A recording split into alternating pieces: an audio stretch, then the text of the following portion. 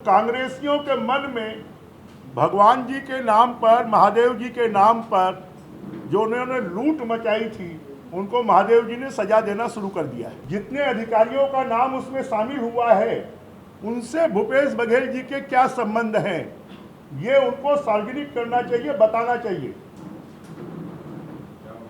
रानू साहू, जिसके ऊपर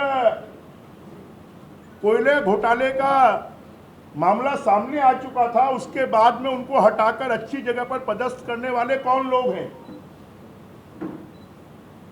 छत्तीसगढ़ में चाहे शराब घोटाला हो, चाहे कोयला घोटाला हो, चाहे गौठान घोटाला हो, चाहे पीडीएस घोटाला हो, चाहे डीएमएफ घोटाला हो, और मालूम नहीं ऐसे कितने घोटाले हैं।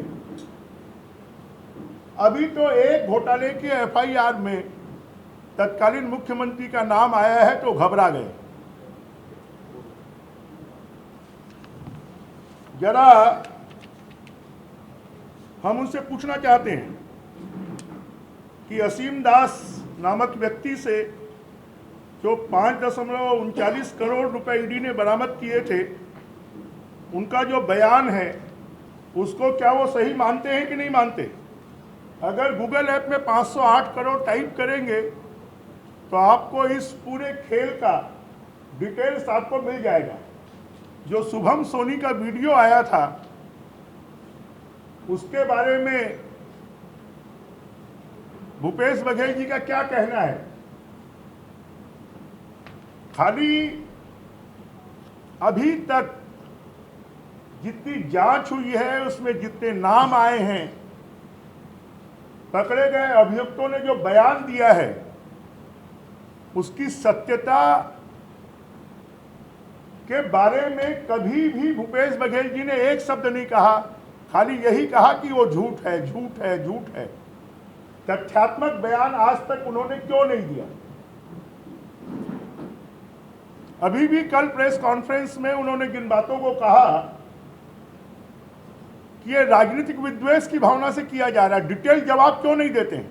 छत्तीसगढ़ के 10 लाख युवाओं को महादेव ऐप सट्टे में उलझाकर उनके पैसे को खाने के अगर कोई दोषी है तो कांग्रेस पार्टी और भूपेश बघेल है।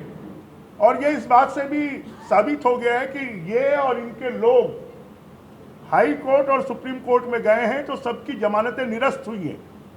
क्या इनको न्याय प्रणाली के ऊपर में विश्वास नहीं है? क्या इनको ईडी की जांच पर, ईओडब्ल्यू की जांच पर, पुलिस की जांच पर विश्वास नहीं है? यहां तक कि सुप्रीम कोर्ट ने एक मामले में बार बार जमानत के लिए आने के कारण 1 लाख रुपए उनके ऊपर में जुर्माना भी लगाया है। और राजनीतिक मुकदमे दर्ज करने का तो इतिहास हमारा नहीं है, ये भूपेश बघेल जी और उनकी सरकार का है।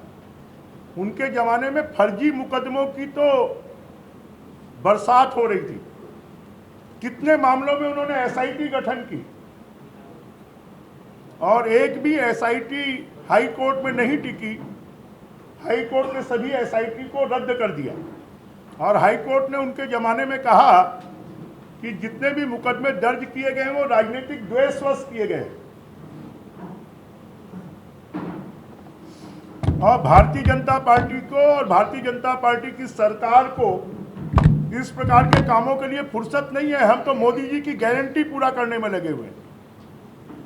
हम किसानों के खाते में 1 एकड़ के पीछे 20-20 हजार रुपए दे रहे हैं, जो देश के इतिहास में, छत्तीसगढ़ के इतिहास में पहली बार हो रहा है। हम मातृवंदन योजना के तहत माता बहनों के खाते में साल में 20,000 रुपए डाल रहे हैं, जिसको हमने पूरा करके दिखाया है। हमने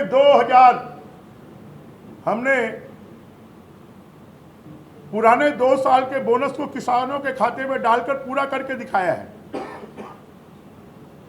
हमने तेंदुपत्ता के संग्राहकों को 4500 की जगह 5500 रुपए देने का जो वादा किया था, उसको पूरा करके दिखाया है। जांच एजेंसी अपना काम कर रही है। भूपेश बघेल जी को उसमें सहयोग करना चाहिए, ना कि आके धमकी देना और जांच से भागने का काम उनको करना चाहिए। अब भूपेश बघेल जी के कुशासन को जनता ने नकार दिया, अब सुशासन आ गया है। और सुशासन में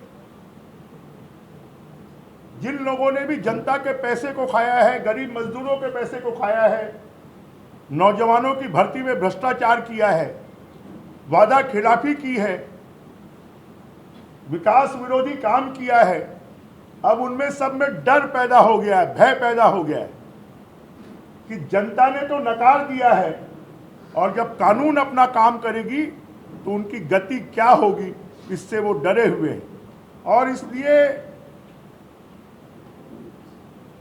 हम छत्तीसगढ़ की जनता से आह्वान करेंगे कि महादेव ऐप घोटाले के आरोपियों को, शराब घोटाले के आरोपियों को, गौठान घोटाले के आरोपियों को, धान घोटाले के आरोपियों को, डीएमएफ घोटाले के आरोपियों को जनता नकारे और मोदी जी की गारंटी पूरे करने वाले लोगों को फिर से छत्तीसगढ़ में 11 की 11 सीटों पर जिताए और ऐसे भयभीत और भ्रष्टाचारियों को उनके ठिकाने लगाए। ये हम जनता से आह्वान करते हैं।